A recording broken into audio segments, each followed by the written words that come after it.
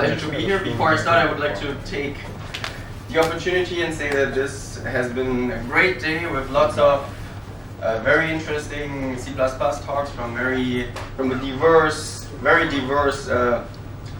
kind of corners of C++. And I would like to say on behalf of all of the audience, I think that this has been a very successful day, and I would like every one of you to join me to thank the organizers for making this possible.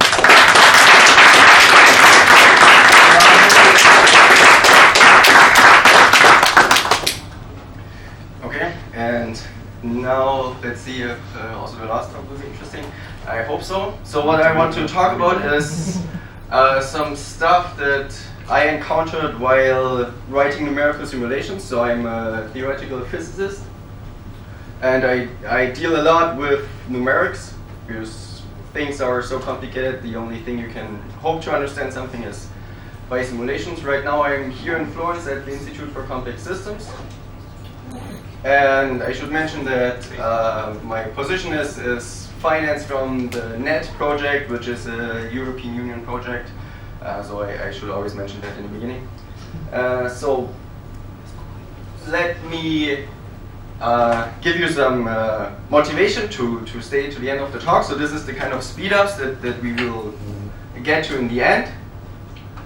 So here you see that I will have two different mechanisms to obtain some speed-up, and if you do all of that, you can get factors of 3 on Intel Xeons as well as on Opteron processors by using cache optimizations and SIMD instructions, and I will explain how to do this. And this is all single core, so I will talk only about single core performance. No parallelization is going on for the next 1 hour. Okay, some initial notes. I just want to switch on my timer so I know that I'm not completely out of time. Okay, so when I talk about performance in numerical simulations, it usually means flops, floating point operations per second. So this is what we're interested in.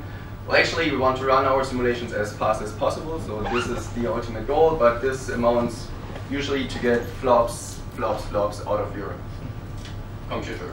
I'm not going to talk about database queries, requests, HTTP, TTP servers, and those kind of things. So here I'm really floating point operations. This is my goal. And there are 2 fundamental bounds on your performance. The first one is simply CPU power. So if you can only do a certain amount of operations per second, and if you reach that, there's nothing you can do about this except buying a faster CPU or using SIMD, as I will show you.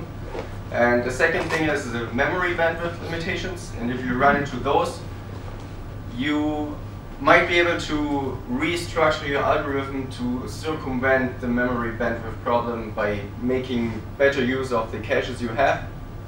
And this is exactly what the first part of my talk will address. So I will show you the bandwidth bottleneck in some concrete simulations, which is a numerical algorithm that I will shortly explain very briefly.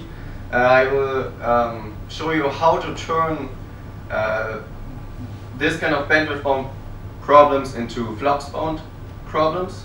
And then if you've done that, if bandwidth is not an issue anymore, then you can look into increasing the flops per second by, for example, using SIMD instructions. So the idea of this talk is, it's more like a case study of one specific algorithm, numerical algorithm that I actually had to use, and so I wanted to get this specific thing fast, but I hope that I'm sure there's a bigger message, and I hope this broader message comes across, and you will be able to apply some of the ideas probably to your own everyday program, maybe, I don't know. But this is the idea. Okay, so let's talk about what data bandwidth is and why this imposes limitations. So let's look at some average modern CPU of 3 gigahertz. You can typically do 1 floating point operation per cycle, which gives you 3 gigaflops per second. So it's very nice, very fast.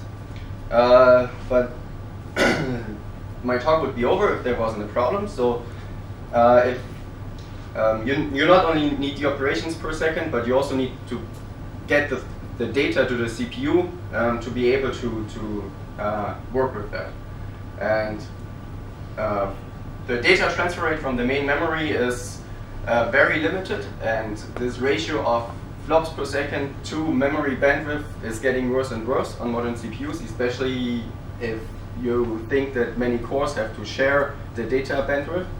And so here I have an example where this is 16 gigabytes per second. I mean, so there are faster CPUs, but this is a rough estimate of what you can expect in something like a laptop CPU. And if you do an operation like this simple vector addition, so I have two vectors A and B, and I want to calculate X, which is just the sum of the two, then you see that you need to transfer 24 bytes per operation. So each of those elements, X, A, and B, has 24 bytes, and you do only one operation, which is the addition. And if you plug in the numbers from above, you see that to reach this 3 gigaflops, you would need a transfer rate of 72 gigabytes per second. But if all of your stuff is in the main memory, you can only reach 0.7 gigaflops, just because the data is not traveling fast enough to your CPU. Now this is a recognized problem, and this is exactly the reason why people started building caches into CPUs. I mean, since before I was born, I guess. And nowadays you have 3 different levels of cache, and they are essentially from very fast to a bit slower, but still an order of magnitude faster than main memory. And the difference is essentially, so you have very fast, very small cache right on the chip, and then you have a bit slower cache, but a bit bigger next to the chip, and then you have level 3, which is shared between all the cores, and it's quite a bit further away, but still on the die of the processor. And if you have to go to main memory, things get really bad. So if you write numerical algorithms, you want to go to main memory as little as possible. You want to do everything in the cache. And this is essentially the main idea behind what I'm going to show you later on. And all those caches have different latencies and so on.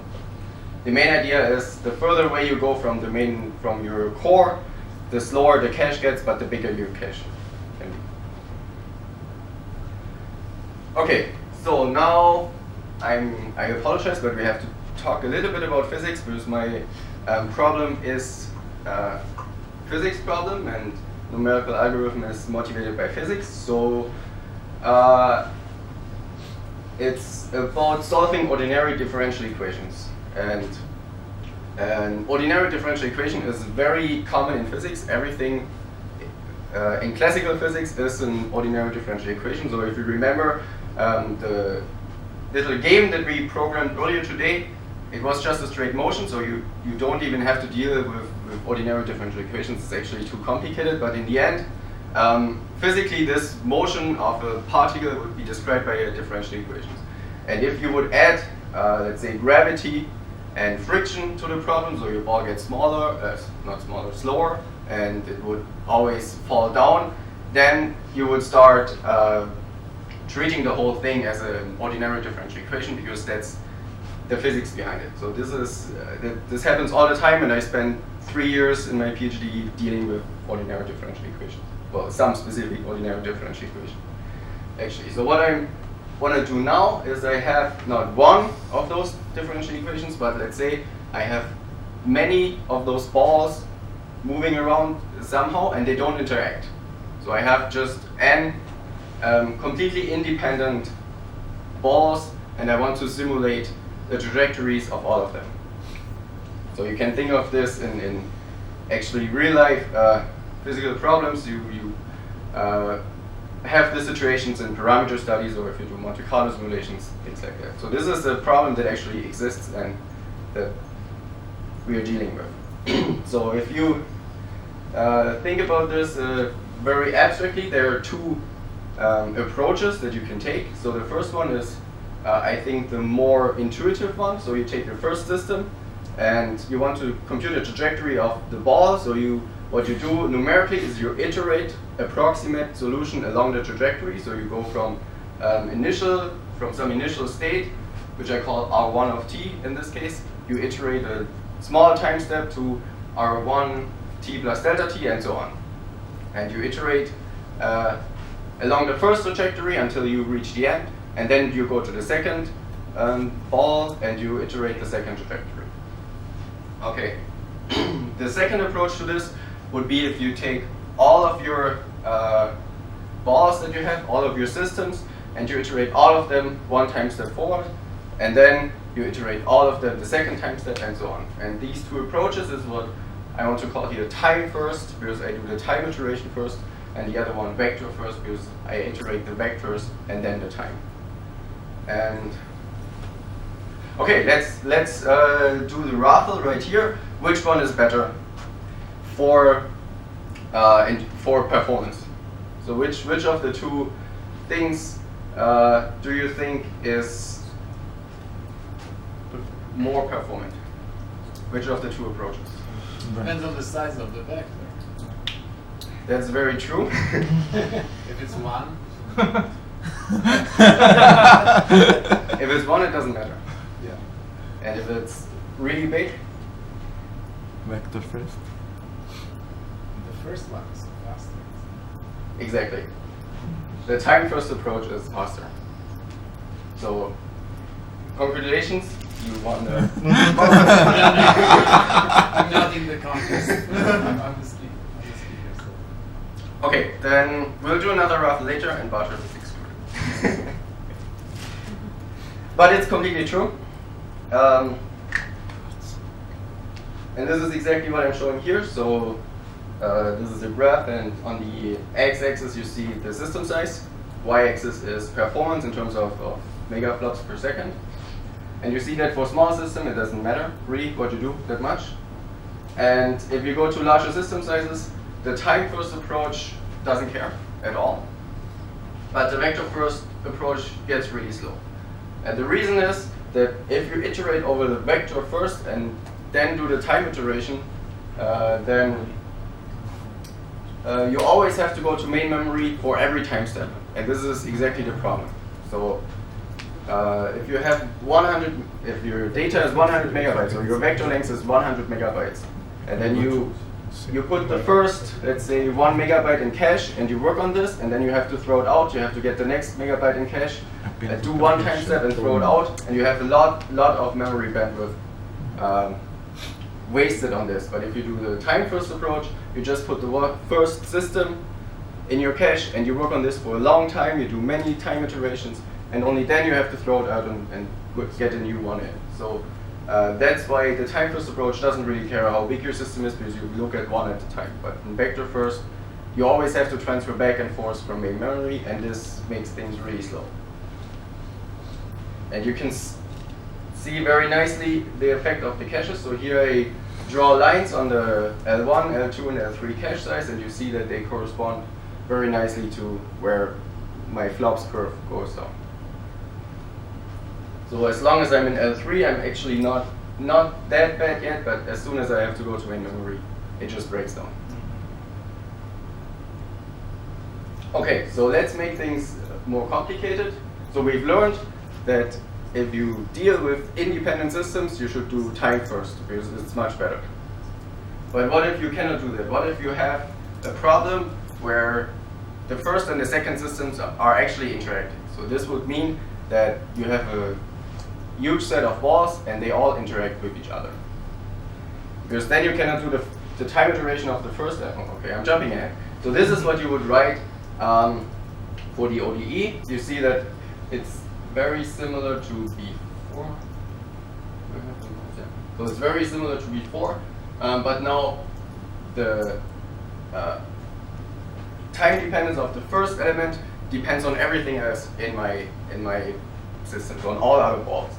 But here I will restrict myself to nearest neighbor coupling, because this was the problem I dealt with in this case. And this means that I'm not depending on all elements, but only on the nearest neighbors. So now I don't have, so now my picture with the balls breaks down. There's, in a case of many balls that can interact, you don't have nearest neighbor coupling, but in this case I want to restrict myself to nearest neighbor coupling.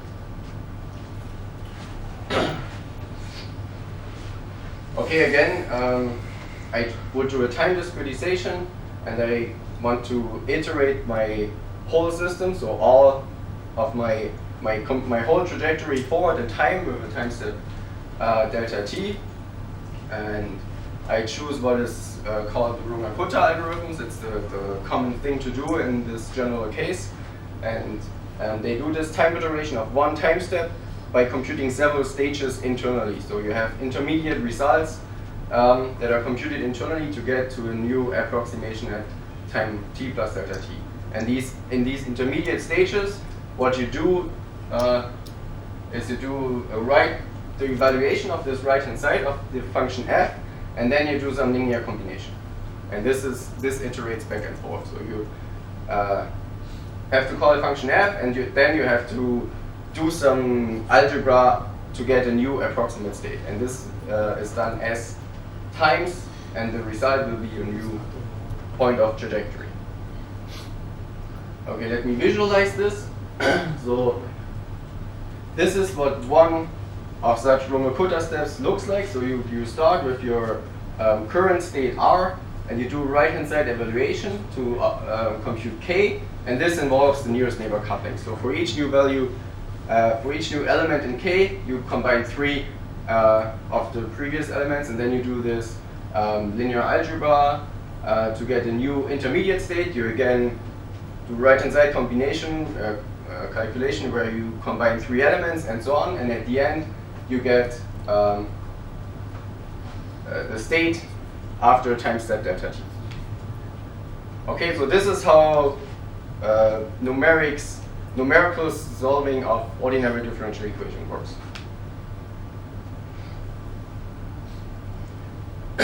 Now, obviously now we have a problem, because due to the coupling we cannot do time first. Because to compute the next time step, so what we would do in time first is we take the first element and we go through all this graph until the end, and then we do the next one. But this doesn't work because you see at the step in the middle, you would need the result of a previous computation of the next element, but you don't have that yet. So it seems that if you have coupling in your system, you have to do the vector first approach, and this makes things slow. So what can we do? Well, the idea is rather simple. You divide your problem into chunks that still fit in the cache, and work on those chunks and do several iterations on those chunks, and then you go to the next chunk, which I call clustering, and this is essentially the idea. So this is your state, and you want to calculate the result. Want to calculate the result for one cluster here, but to get the result for the order elements, you need one from the left and one from the right. So let's just include that and go ahead. And then you do this as times, and for each step that you go down in this graph, you need one more element to the left and the right. Because that's exactly the nearest neighbor coupling that comes into play. So if you look from down, from bottom to top, so the result you want to get is exactly the cluster that you chose, but to compute the last step of this cluster, you need the nearest neighbor on the left and the right of the previous intermediate stage. For this, you need the neighbor of the previous stage, and so on. So if you do S steps of this kind, you need exactly S additional terms on the left and the right. But those S additional terms that you compute in between, you know that at the end the result will be not correct, because at some point in the very beginning you didn't have a neighbor, and this error that you made by leaving out the correct neighbor at this point will propagate until exactly you reach the edge of the cluster. So in nearest neighbor coupling you can do clustering, but you need to add overlap terms to the left and right, and those overlap terms you will have to compute again, because you will do, when you compute this cluster, you will do a mistake there. But the benefit is that now you do S computations in this cluster. So you can hope that you utilize your cache much better. You don't have to go to main memory that often, because you keep working on the stuff that is already in your cache. But the price, as I said, is that you additionally have to do computations on the edges of the cluster that you have to repeat, because this time you made a mistake. And you basically compute something that you will throw away in the end. Okay, is the basic idea clear so far? So the other thing that you introduce here is another parameter of your simulation, because now you have to choose your cluster size. So how big should you make that? And well, a good approximation is it should obviously fit in your cache in some sense, but the best way to find optimal value is to actually measure. And that's what I did next. So I took exactly the problem that I had. It's called Rösler systems. It's some chaotic dynamical system. And if you're interested in what happens if you couple Rösler systems and you measure things like susceptibility and stuff, doesn't matter, but we have large system of Rösler oscillators with nearest neighbor coupling.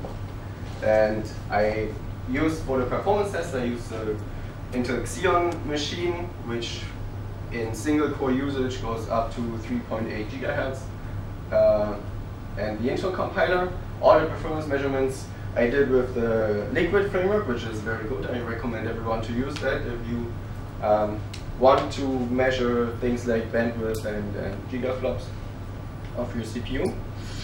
Okay, so let's first look at the cluster size, which I now here call granularity for some reason. And the main performance indicator is steps per second. So that means how many of my Runge-Kutta iteration steps can I do in real-time seconds. So this is my performance measure. This tells me how fast is my simulation running. And you see that there is some sort of maximum here for an optimal cluster size of 64K. The gigaflops don't depend much, as long as I'm always in L2. I'm fine with the gigaflops, so my maximum is essentially given by where I have minimal overlap computations regarding to the cluster size. And you see that if I'm very small, if I make my clusters very small, I can do everything in L1. So there's no bandwidth on L2, but it makes actually sense to go into L2 cache, because larger cluster means less overlap computations. Okay, so now I took those values at the optimal cluster size, and I plotted them with respect to the standard implementation, which is just straightforward. And you see that my performance goes up by a factor of 2 roughly, so from like 25 to almost 60. And my flops rate goes from 2 gigaflops to a bit more than 4. And the reason is, the reason you can see in the last plot where I show L2 and L3 bandwidth, and in the standard version I have lots of L3 bandwidth, which means that I have to go to main memory, because everything that comes from main memory has to go through L3. So I can actually see the main memory bandwidth by looking at L3 in this case. And the cache optimized version, which is simply clustering and doing overlap computations, reduces L3 bandwidth to basically 0, which means I don't go to main memory. I almost don't have to go to main memory anymore, but I increase L2 bandwidth, because now I'm much faster. So the CPU gets the data much faster, so I'm increasing performance quite a bit. And as you can read from the gigaflops graph, is that we've now reached the maximum that the CPU can do without SIMD. Well, actually, we're a bit above that, so you would expect 3.8 gigaflops, but we're a bit over 4, which means that there's already some SIMD usage going on. but the point is that now we turn the algorithm from being bandwidth bound to flops bound. Because before we only reached roughly 2 gigaflops, and clearly the CPU could do faster, but the data is not there. And now the cache optimized version, the cache optimized version is clearly flops bound. So this gives us the opportunity to utilize SIMD instructions. And now I will give a very brief introduction of what that is. Well, actually, I will just show this graph. So instead of doing one operation, on only one piece of data, I can now do the same operation, but on larger stream of data. So this is somehow picturized here. And the important thing is that I have to do the same operation on all of the data. So I cannot decide, okay, I want to do an addition here and a multiplication there. This is not how it works. It works only in the way that I put in 4 double values and I do the same operation on all of them, and I can do this in exactly one cycle. So instead of having to do one addition for each of the values and I have to use 4 cycles, I can now do this in let's say 1, for example. And this is part of every modern CPU, essentially, by additional registers and instruction sets.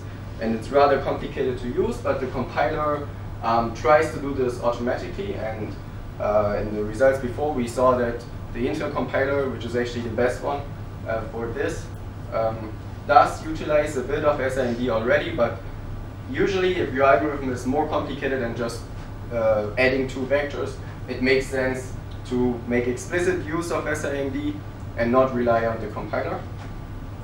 And obviously you should only do this, as I said already, if your algorithm is flops bound. So if you're bandwidth bound, it doesn't make sense to make use of SIMD because it's not going to help you with your problem. So let me quickly show you what I used for this case, which is called Boost SIMD. Well, it's called Boost SIMD, it's not yet officially Boost, but it wants to become, I think. I'm just going to quickly show you some introduction. So there are talks, videos of talks of Joel Falcou available if you want a more deep introduction to this library. Let me just say it's great. So if you deal with SIMD, you should use it.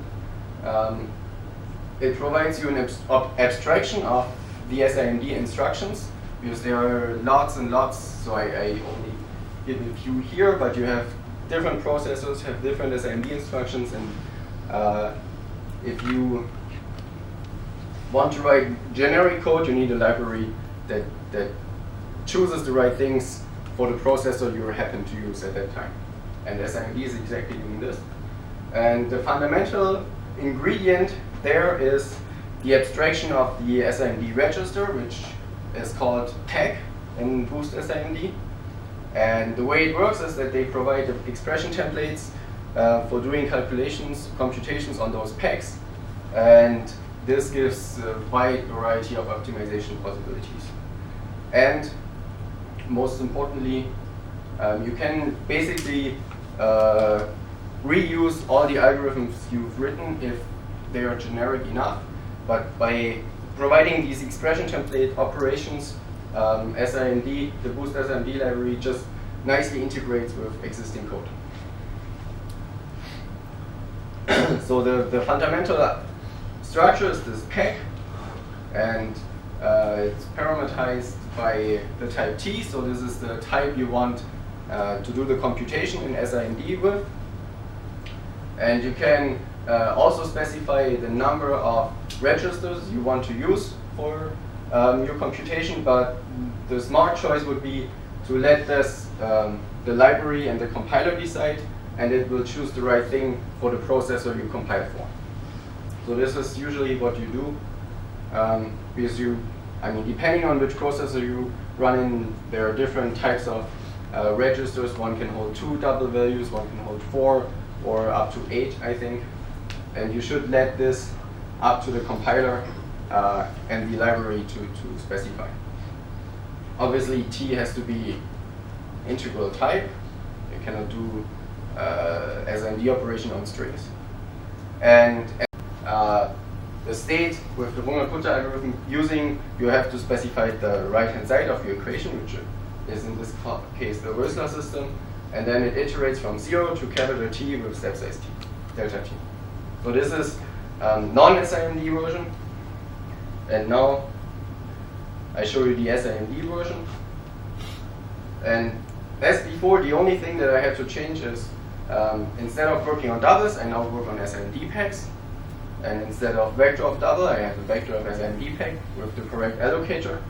I get the size of my packs, use smaller states, but the algorithm down here, so if you compare, is exactly the same. I just throw everything into the integrate routine, and it works in the same way. So this is the strength and beauty of writing generic algorithms, of writing generic libraries, that you can do something like this where you take the SIMD packs and just beautifully works. I mean, there's the downside is compilation time, of course, but it's not that bad with ODE. But the development time goes down tremendously because you don't have to rewrite your whole algorithm using SIMD instructions that look very much like assembler. So this is really a nice thing. Okay, so what do we get for the performance? If we use now this SIMD on top of the cache optimization that I explained before. So here are the two things. So the squares are now with SIMD instructions, and you see that you get quite a speed up. So now it goes up to 80 steps per second, and my gigaflops goes up to over 10 gigaflops on single core, and also L2 bandwidth goes up. So now I have the second question. So I have more than 10 gigaflops. So the peak in the gigaflops is at a system cache size, no, not cache size, at a cluster size of 16 kilobytes, but my actual peak in the overall performance is at the size of, I don't know, 32, I think, kilobytes. So why does the highest gigaflops per second does not coincide with the optimal performance in terms of steps per second? So what's the... You're trashing. I'm sorry? You're trashing the cache. No. I don't know. I'm not sure. I'm not sure what you mean. I mean, because of the different sides of the hash, you are rewriting it because of the offset is not. No, this is not the problem. Because then also my gigaflops would go down, right? You're doing something twice. Sorry? You're doing something twice in the algorithm. Exactly. Yeah. Exactly. This is the. But you're okay. On the borders of the Exactly. So the smaller I make my cluster size, the more overlap computations I have to do, because they are constant. They don't change with the cluster size. So if I halve my cluster size, so if I use clusters half of the size, then the amount of overlap computation doubles. And I mean, this can lead to higher gigaflops, but I waste the gigaflops doing something that I don't really use in the end. So it doesn't contribute to my overall performance. So although I have higher gigaflops per second, I don't get better performance out of this. Okay, now if we go to this optimal values and compare this with the things we had before, we now see that I can do up to 90 steps per second. I reach almost 10 gigaflops. Well, I can actually exceed 10 gigaflops, but it doesn't, as I just explained, contribute to my actual performance. And also L2 bandwidth usage can still go up. So now I'm still flops bound, I would say, in this case. And So here, so the next step on optimizing would be to not use boost SIMD, but try to squeeze more performance out of it by really going down and using SIMD instructions by hand. So it might be possible to get more performance, but I don't think it's worth it. So, I mean, so far, I've done everything on a very high level. So the clustering is a bit involved. You have to keep track of the overlap computations, but it's still, you can still write some understandable C++, but as soon as you have to go down, put SIMD instructions in, it gets messy, and I believe it's not worth it anymore. So I was very satisfied with this, so I get a speed up of factor 3 for the simulations.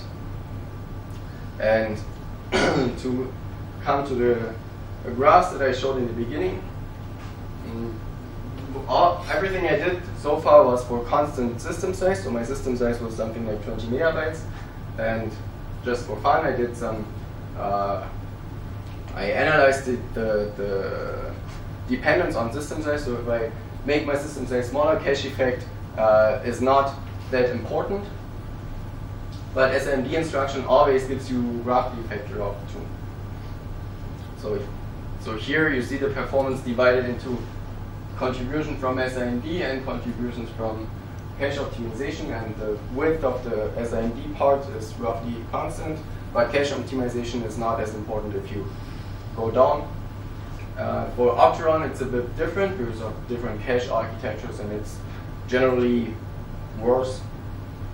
But still, with those techniques that I explained, you can still get a factor of 3 speed up also for Opteron. So for both processor types, this is a very usable and applicable technique. Okay, so with this, I'm at the end. So what I showed you is that if you have a problem that is bandwidth bound, which first you have to identify. So the first step, which should be actually the first one, is figure out what is the performance bottleneck in your simulations. And the only way to do this, and to be sure, is to measure things. And if you see that your problem is bandwidth bound, then you should think about introducing some sort of granularity to optimize cache utilization. That means you do more computations with the stuff that you already have in cache, and then this is reasonable even if it means that you have to redo computations. And the reason is that if you the reason is essentially that your processors are so fast and much faster than memory bandwidth. And this is so the dividends between those two performance marks have been increasing since in the past years, and it's getting even worse with multi-core things. So what you do is you decrease your data transfer rate, and with this you can turn your bandwidth bound problem into a flops bound problem. And only after you've done this, you can look into things like SIMD to actually increase the performance or the CPU throughput of your processors. And well, in the things I showed you, I got factor 3 performance gain. Now this idea is not really new. It's known in stencil computations since quite some time, and they call it space blocking for what I call clustering. And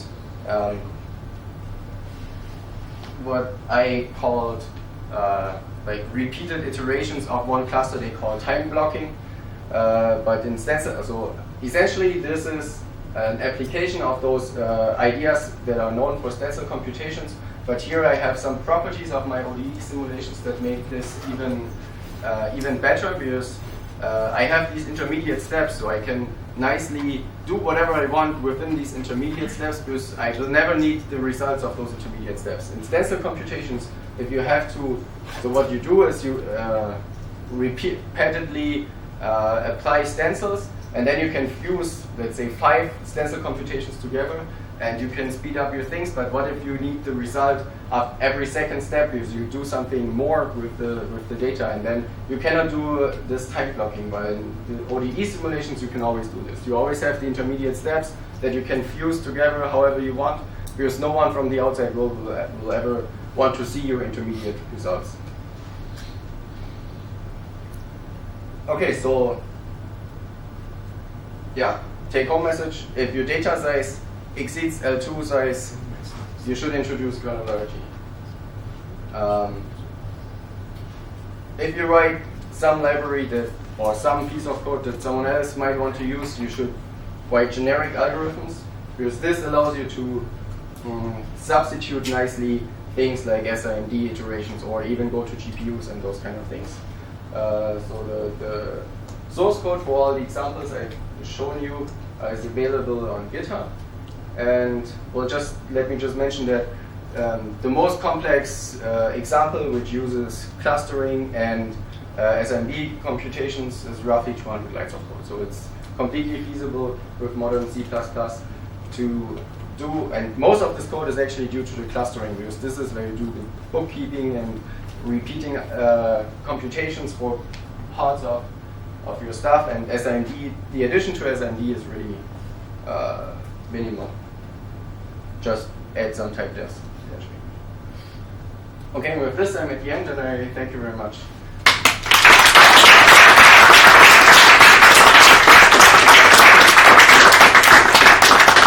And I'm open for questions. Sure.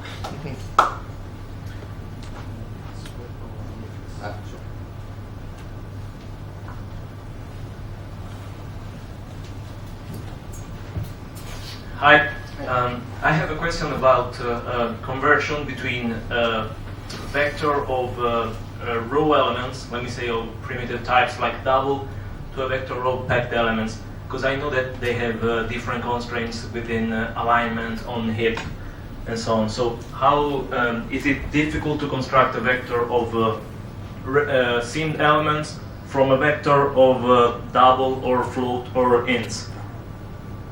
So to construct, to basically put your data into the SIMD vectors, that's what you mean?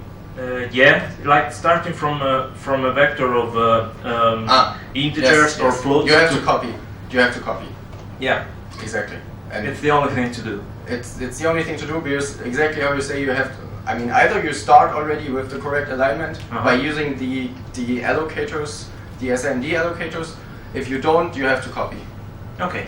Thank you. Exactly. So this is not something that you would want to do every step. So this is something, okay, you can use your old algorithm to somehow initialize your data, and then you copy once in the beginning. But if you have to copy at each time step, for example, it's not worth it. You cannot do that, because it's very expensive.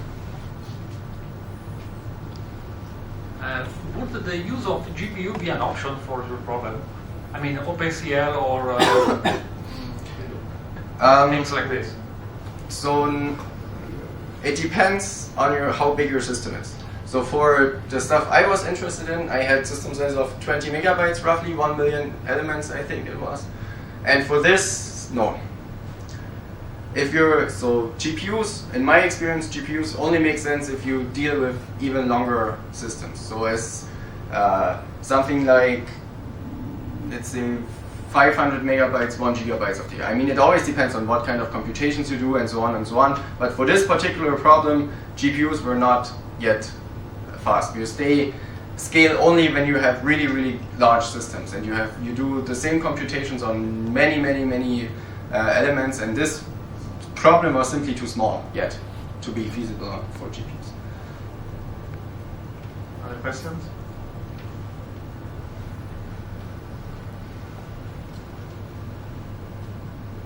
Have you tried to compare the results in performance with mathematical tools or libraries like MATLAB or?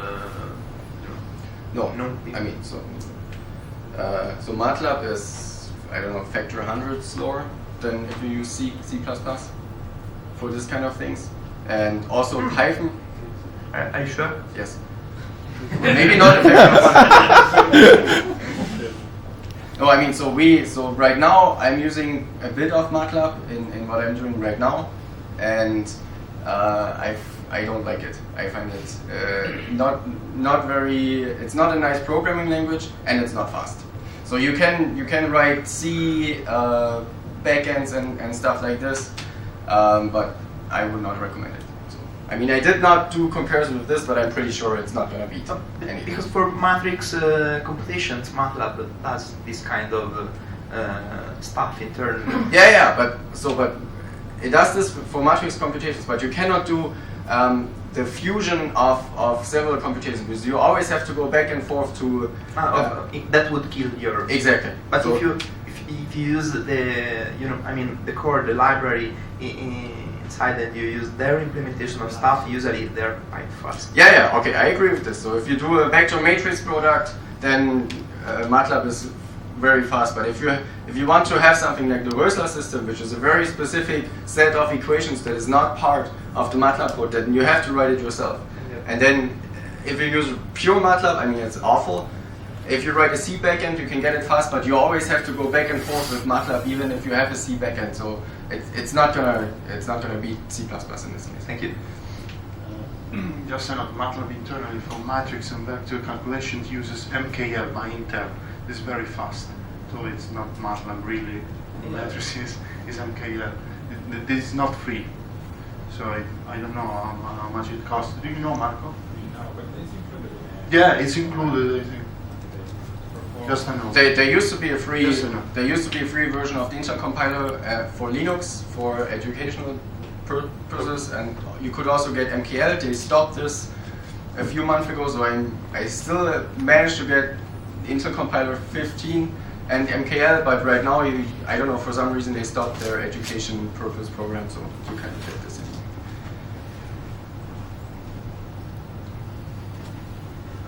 For this library, are needed a set of instruction, particular set of instruction, or also already used?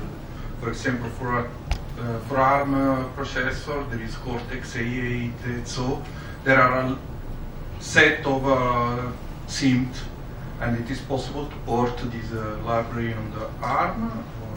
So BoostSMD is they also support ARM already. You don't have